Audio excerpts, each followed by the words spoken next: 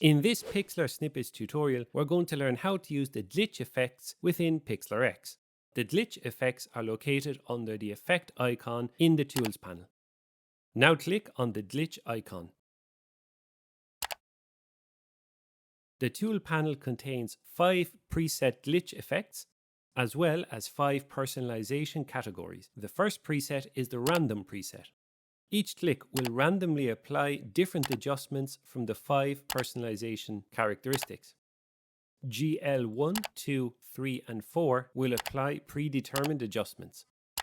The last icon is the reset tool. This will undo any previous adjustments. Let's move on to the 5 personalization adjustments.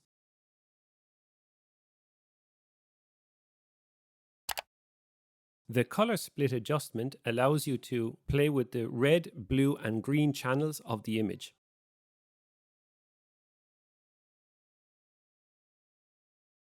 The scan lines adjustment will produce a series of lines across your image.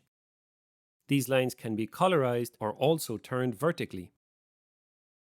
The interference sliders allow you to add glitching noise to your image. These glitches can also be turned vertically.